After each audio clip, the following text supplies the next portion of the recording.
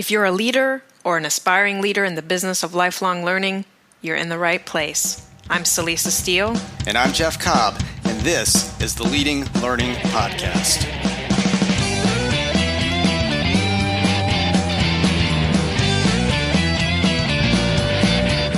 Welcome to episode 244 of the Leading Learning Podcast, in which we talk with Diane Elkins, co-founder of Artisan eLearning, a custom e-learning development shop, and eLearning Uncovered, a company specializing in training services, books, and resources for e-learning development.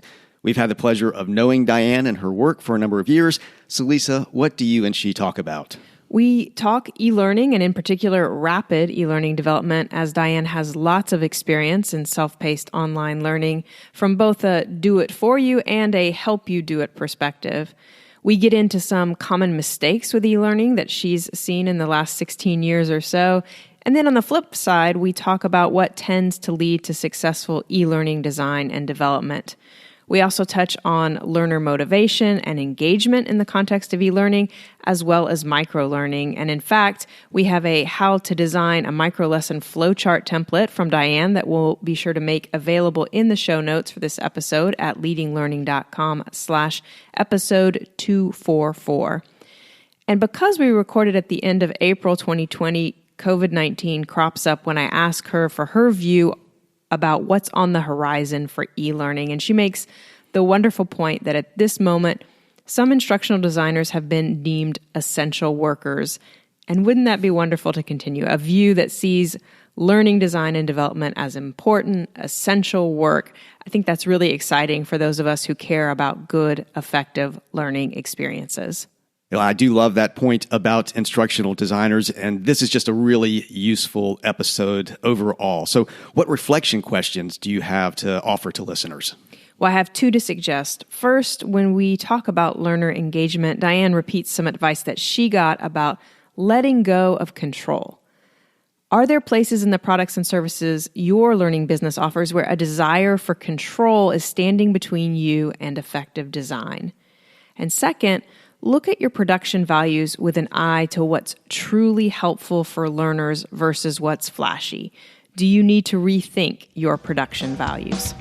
Well, with that, let's move on to the conversation with Diane Elkins.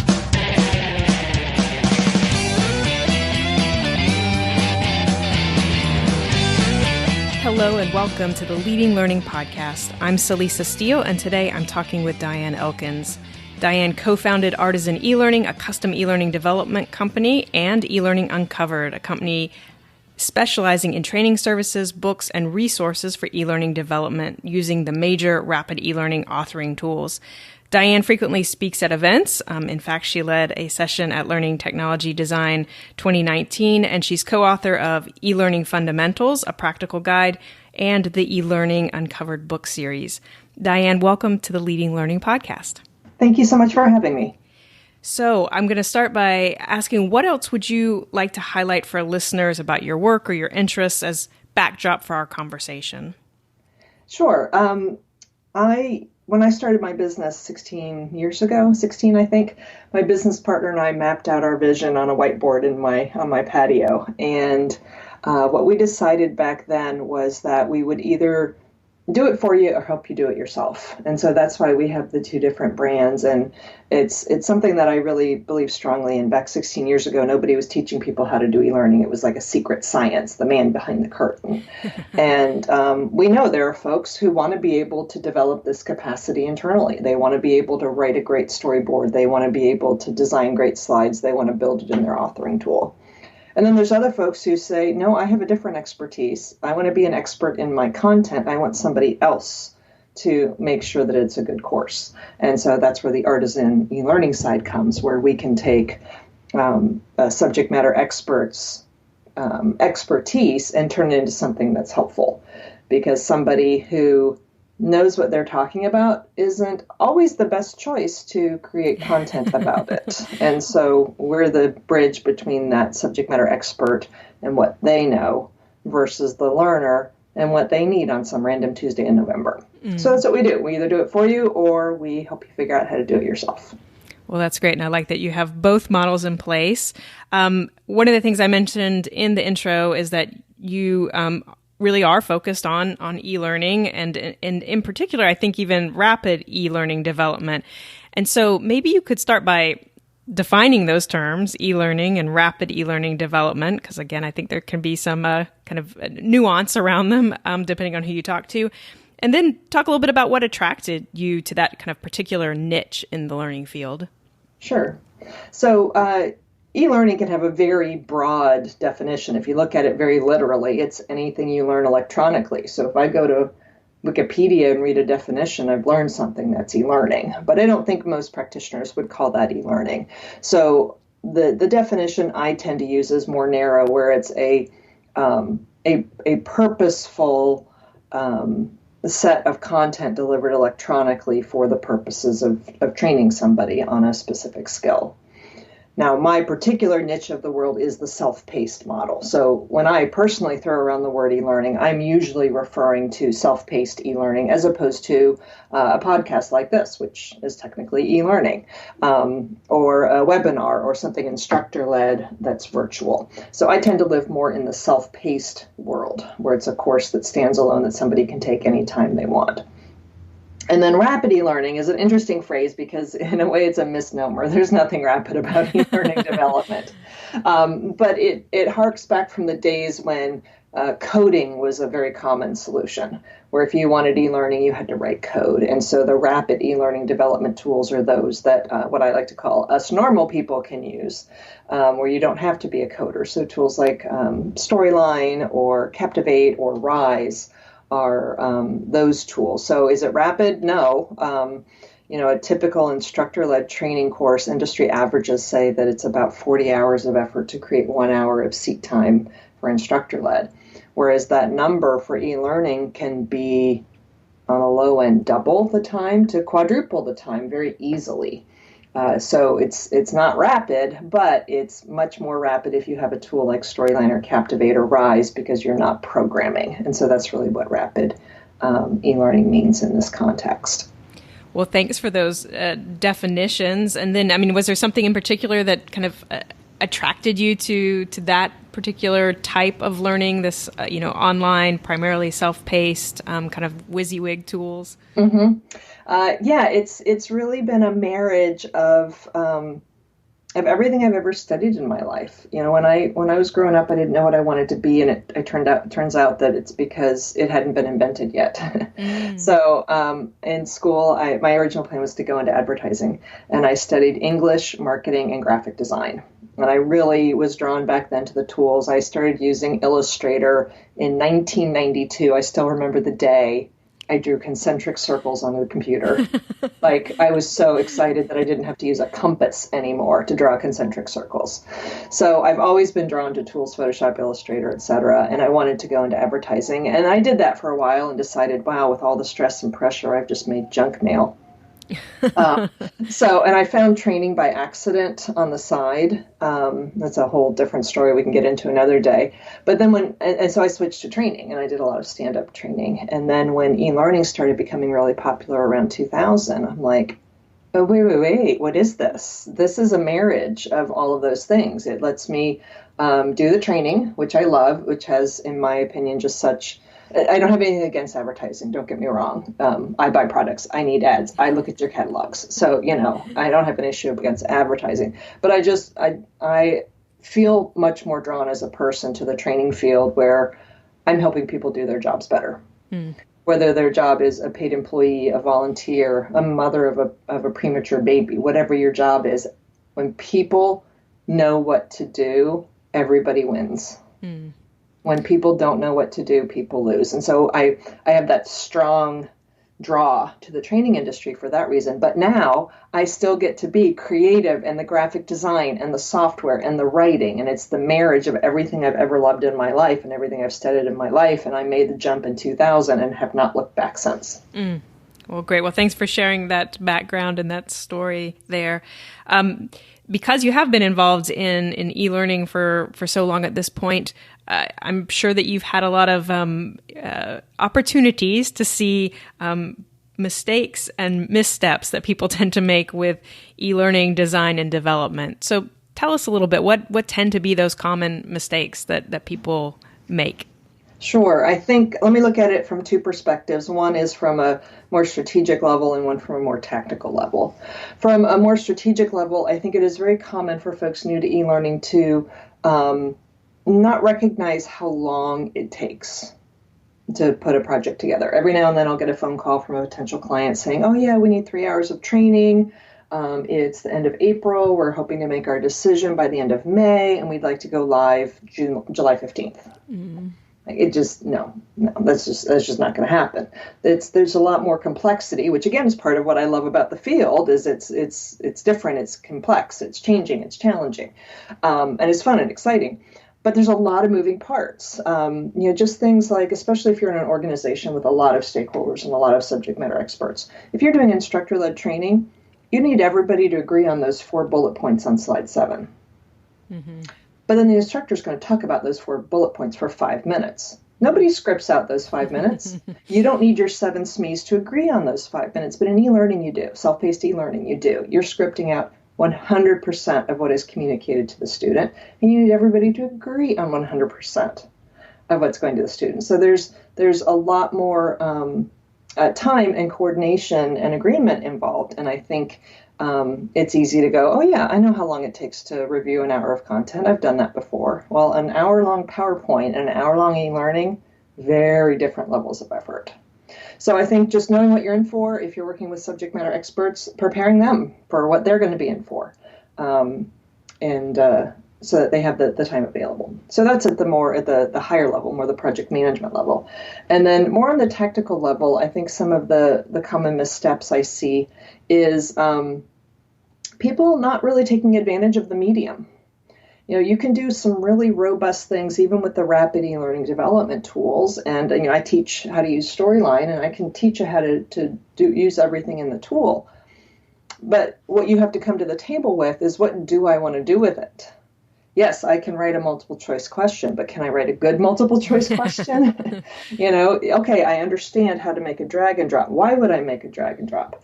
And so what ends up happening is we often end up with these courses made with these tools that's a glorified PowerPoint. It's somebody talking over bullet points, followed by a multiple choice question that tests on a definition. And there's so much more we can do with it. Mm-hmm. There is so much more we can get to people try things out, to practice something. There's so much we can do from a multimedia standpoint rather than looking at a list of bullet points. And so, sometimes you don't have a lot of time. You make your bullets, you add your pretty clip art on the left, your bullet points on the right, you add some narration, you put in a multiple choice quiz, and you're done. Okay, if that's all you have the time for, great. But let's just know that that's a 20% solution in terms of what's possible, even with just the rapid e-learning tools. Mm. Well, so I think your answer there in terms of the common mistakes or misunderstandings, at that strategic or project management level, not understanding sort of what's involved and therefore the timeline that entails, and then more on that tactical level, not really using the tools to their full benefit. So, what do you see then as like the keys to successful e-learning design and development? Again, you've been able to be involved in so many projects over the years. So what really sets the stage for success? One of the best pieces of advice I can give to folks, especially if they're converting instructor-led training, is to just set their existing PowerPoint aside. Just set it aside. Because let's be really honest. 80% of the PowerPoint slides out there aren't even good for the classroom. Like, they're not even good at their current job. Right. And let's just be honest. And in e-learning, in the classroom, most of the time they're looking at you, at the instructor. The slide is just a little side thing. And so a good instructor can carry a bad PowerPoint. In e-learning, that's all you have. Your visuals and your interactions. Sure, there's a voice, but it's not the same. And so a slide deck that was barely good at its other job is going to be less good at this job. And so to me, that's one of the keys to success is don't pretend it's the same, is start from scratch, is build it from the ground up. The other big key to success, and this is something we always work with new writers on, is to really focus less on the knowledge and more on the action. It's not really unique to e-learning. It's true for any training, but e-learning is expensive. So let's get it right. Let's not waste people's time. Every minute of that e-learning is costing money for you to develop, and for whoever's taking it, their time is every minute is worth it. And so if we're wasting their time, we're wasting our budget dollars with background and context and, oh, here's the philosophy, and oh, you might be curious.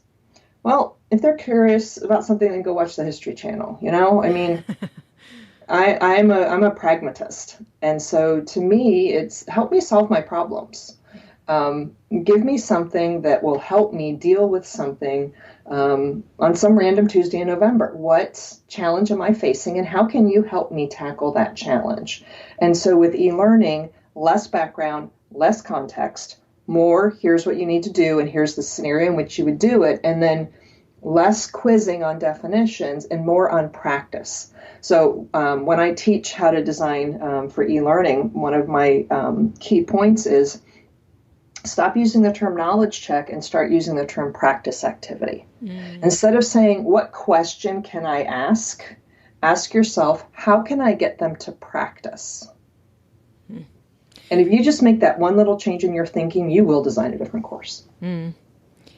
Well, again, I feel like your answer here is leading directly into the next question that I wanted to ask, which has to do with learner motivation and engagement, because I think those come up time and again in discussions that I know I have with folks in learning businesses. And I think there's the perception that motivation and engagement are harder to achieve in self-paced e-learning. So first, I would love to hear kind of your thoughts on that perception, and then suggestions for how to foster learner motivation and engagement in that context of e-learning. Yeah, I think that's a great question. So I don't know that motivation and engagement are harder to achieve in e-learning. They're different. They're hard to achieve the same way. So we have to tackle them differently. So if you've got a motivation issue, well, first of all, you need to back up strategically and say, is training the right way to get that motivation? And I do believe motivation should absolutely be part of training initiatives, and you need to decide what percentage. Is it a case, if I'm doing training on a new time and attendance system, and this new system is how you ask for your time off, guess what? You're going to be motivated. I don't need to spend a lot of time on it. But if I'm implementing a new software that's going to make pricing decisions for you, and you're incentivized by your profit margin, and now this software is going to be taking away some of your control about how to gain that profit, yeah, I'm going to have a motivation issue. And I think I need to step back and say, that's change management. We need to be careful that we're not trying to make an e-learning course be all things to all people. But can you tackle motivation in e-learning? Absolutely. A super compelling testimonial video. And no, I don't mean a static CEO reading a marketing approved sterile script in a monotone voice. That's not what I'm talking about a compelling video. Nobody wants to watch that video. But a compelling testimonial video about somebody whose life has been changed by something. An activity where they have to self-reflect on an issue that's happened to them. There are absolutely ways to tackle motivation and engagement. There's just so much to choose from there. But if you're limiting yourself to the fact-based multiple choice quizzes, or maybe you get a game-based template for your fact-based multiple choice questions, that's not engagement. Some people think engagement is clicking the next button to move forward, or a click to reveal activity where they click on something to reveal more information. That's a great teaching construct. Use it all the time. That's not engagement. That's screen management. Engagement is getting them to think. And there is so much that we can do. One of the best pieces of advice I ever got around engagement, and it was at a conference, and I cannot for the life of me remember who said it. I wish I could give them credit. But it was one of those moments that rocked my world. And they said, you can do so much more for your student if you let go of caring whether they get it right or wrong. With e-learning, we've become control freaks, and it limits our ability to engage. So let's say I'm doing a course on, an in-person course on management skills for new supervisors. And on page 7, we open up to page 7, and there's a line down the middle, and I say, okay, on the left side of the page, I want you to think about the best boss you ever had. What made them the best boss? And now on the right side of the page, think about your worst boss ever. What made them your worst boss? And then in the classroom, I'd say, okay, now everybody stop, pass forward your workbooks. I'm going to go run to the copy machine, make a copy of all of these pages, and keep them in my files. You're not. Right. But that's often the mindset is I'll do an activity like that, I'll propose it, and the stakeholders will go, well, will I know the answer? Nope. Well, did I know that guy in the back row in my class wasn't just making his grocery list? I don't. You don't withhold it from the people who would have value because a few people might not give it value. Well, I know what they said? Nope. You won't. It was still worth doing. Will some of them skip it? Yep. But let's put it in there for the folks who would add value. And so if we let go of having to track and report, yes, we can have a quiz at the end that's for us. There are things we do for us, but let's make sure we're doing things for them that I don't track. And yeah, maybe they skipped it. But if it's a question worth asking, ask it. That's great. I like that advice that you got at that conference years ago. That idea of letting go of control and that need to know whether they've gotten something right or wrong, and instead focus on that practice, that action that's going to get them more engaged with the content.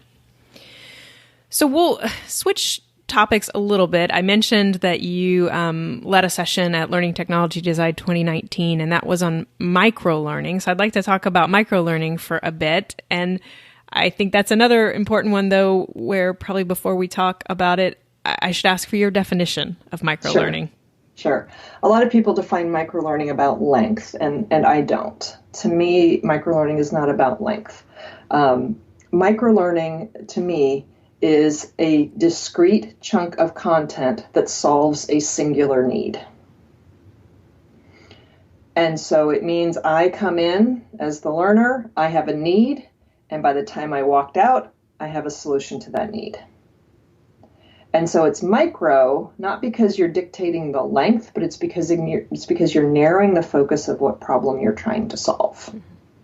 So for example, I'm sorry, go ahead. No, I was going to say that's perfect. I mean, so it's that singular need, and now you have an example of a singular need. Yes, a singular need. So if I were to say, our status meetings are so unproductive, let's do microlearning on how to do more effective meetings. And we design an hour of content and we slice it into 10-minute chunks. To me, that's called chunking, not microlearning. There's a difference. There's nothing wrong with chunking. If you have an hour's worth of information to provide and you want to slice and dice it to make it easier to consume, have at it. Great strategy. But to me, microlearning is I have a specific need. I can go in and just get that. And if I do nothing else, I have solved a problem in my life. So if it's instead, maybe we have a micro lesson just on, you know that dynamic in a status meeting where everybody goes around the room and talks about what they're working on and you wonder why you're there. And then you don't know what you're supposed to be listening for. And then when it gets to you, you're not really sure what to say. What if we just had 5 minutes on how to structure how to decide what to give in your update? What if we just solved that one little problem? That's microlearning. Now, if we wanted to make 8 of these and string them together in a broader micro curriculum, so to speak, great. But if I only take one chunk, I have solved the problem. So a lot of people will go, oh, well, how long should microlearning be? Well, as long as it needs to be to solve a problem. Because if you haven't solved their problem, then it wasn't micro. Then that's not a unique singular event. So the way I see it is that microlearning is not about making your courses smaller. Microlearning is about making your goal smaller. That's, I think, very helpful, that idea, focusing on that goal or that need that the learning experience is going to address. And if it's small, and then that's the micro versus this. And I do like that distinction of that's different than chunking, which might be small components, but you kind of need them all together to really have addressed whatever the need is.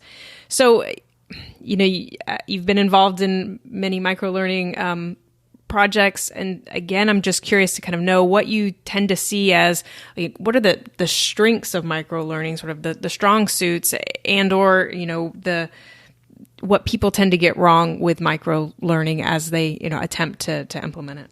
Sure. Part of what I love about the microlearning trend is that it gets us back to some key basics that are easy to forget. Even though microlearning is new, so to speak, it's trendy, at least, that part's new.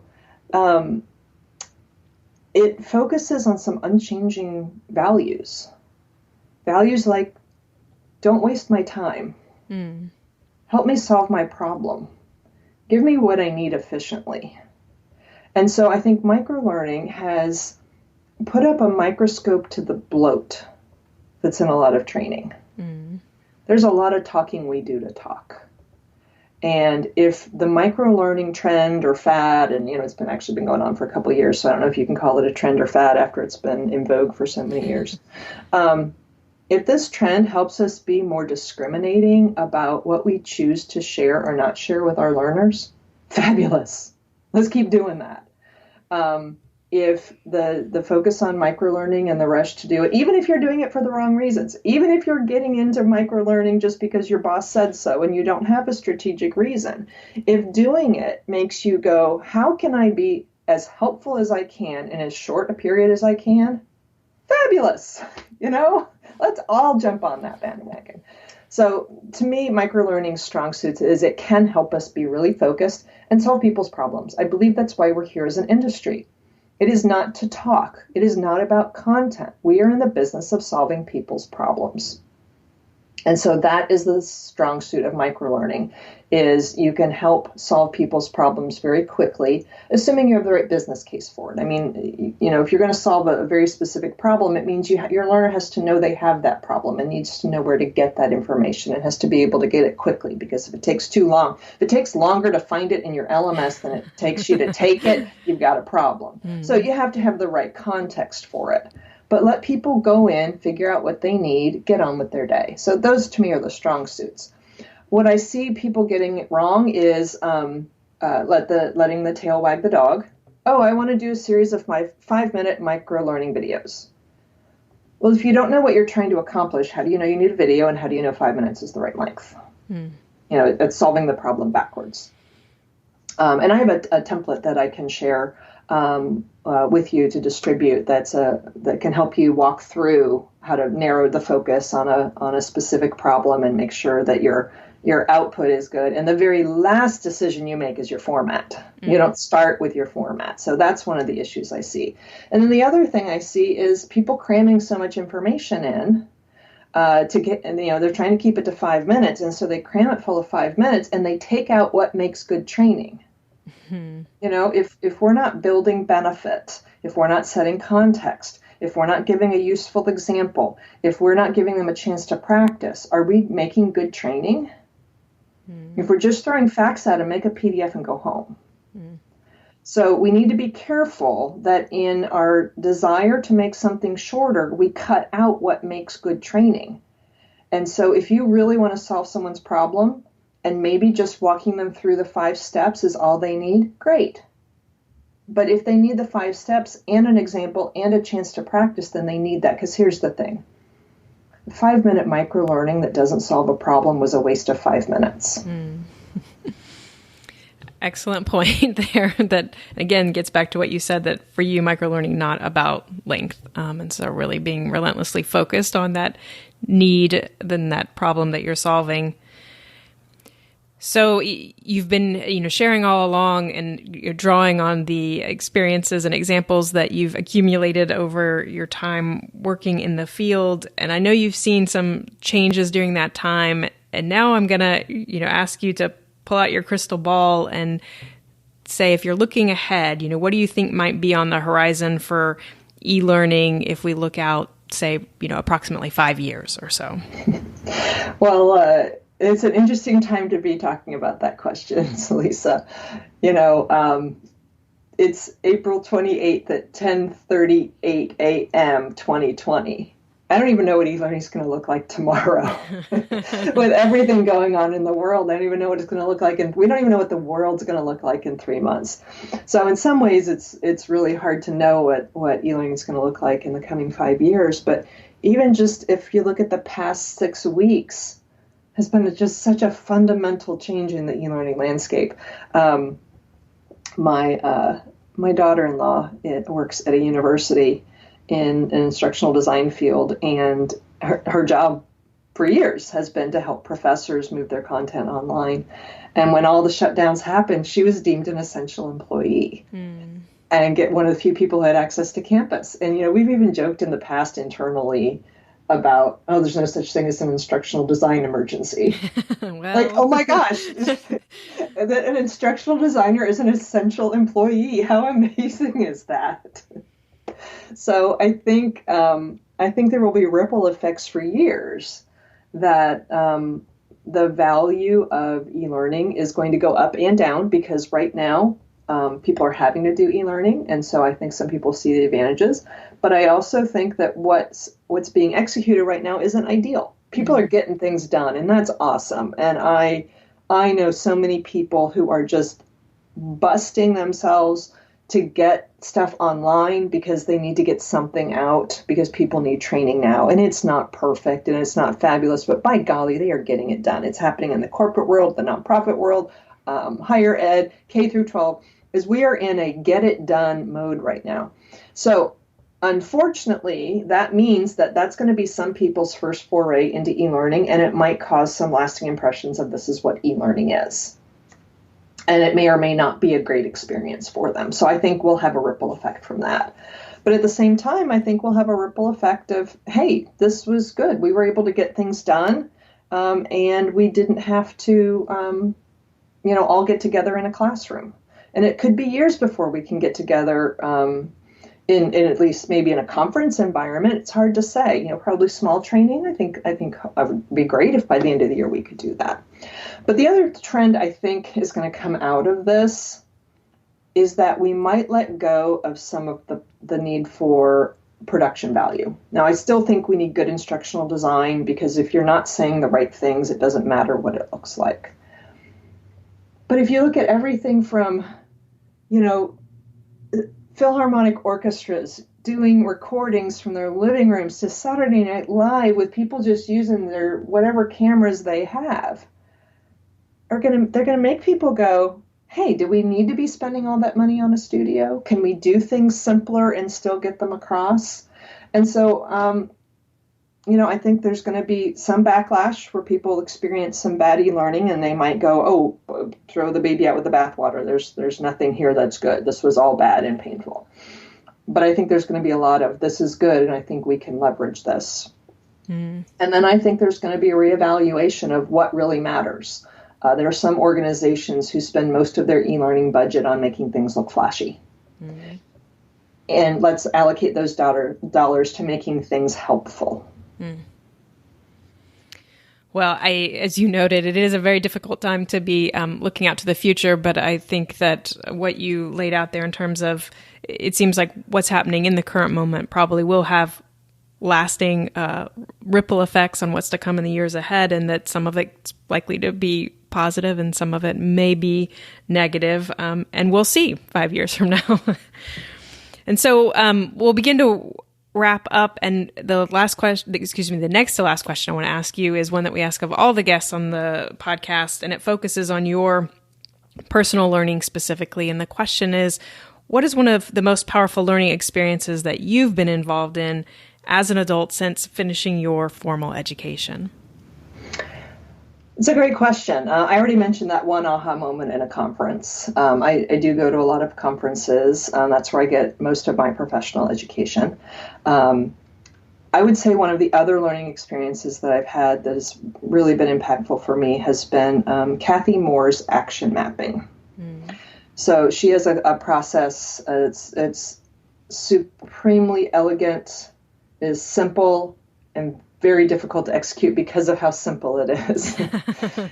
Simple is actually very, very challenging to do well, whether it's graphic design or anything in life. Simple is hard. It's a great, great process that helps you get out of your own head and your content and here's what I need people to know, and lets you flip the conversation to the learner and what you need them to do. And it is such a great tool for filtering out the unnecessary fluff, making sure that our learners know what they're supposed to do with what we're telling them. And it's a great tool for negotiating with SMEs when they say, oh yeah, they absolutely need to know all of this. I'm not sure they do. Oh, they need to know this. I really don't think they need this. Well, they need to be aware of it. It helps with that moment and gets everybody on the same page where we're all in service to the learner. And it also helps map out the concept of practice activities. So I would say that learning about her model, and I got almost everything just from her website. She's got just a ton of great resources. Kathy Moore, Action Mapping.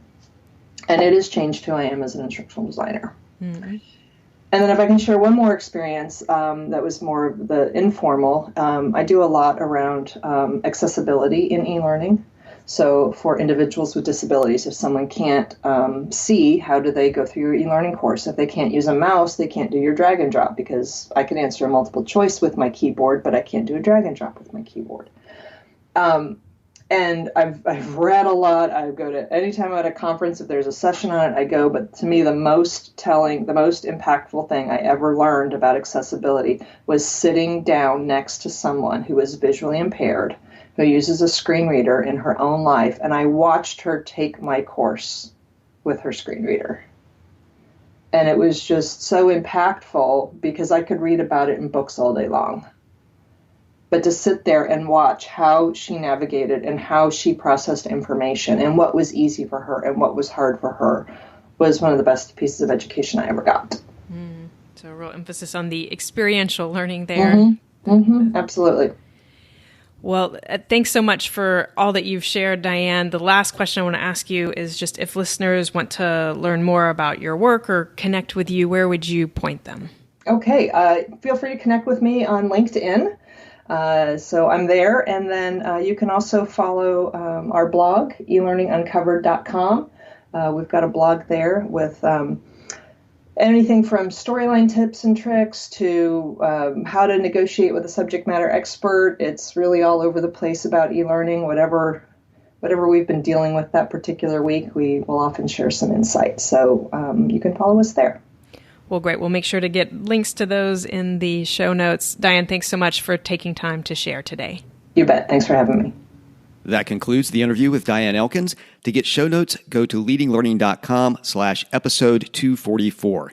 And the show notes will include the reflection questions, which are: 1, are there places in the products and services your learning business offers where letting go of control will result in more effective design? And evaluate your production values. Do you need to rethink them to focus on what's truly helpful for learners versus what's flashy? When you check out the show notes, you'll see various options for subscribing to the podcast. And if you're getting value out of what you hear, we would be truly grateful if you would subscribe, as it helps us get some data on the impact of what we're doing. And we'd also be really grateful if you take just a minute to give us a rating on Apple Podcasts. Just go to leadinglearning.com/Apple, and that'll put you in the right place. And Celisa and I personally appreciate your ratings and reviews, but more importantly, those ratings and reviews help the podcast show up when people search for content on leading a learning business.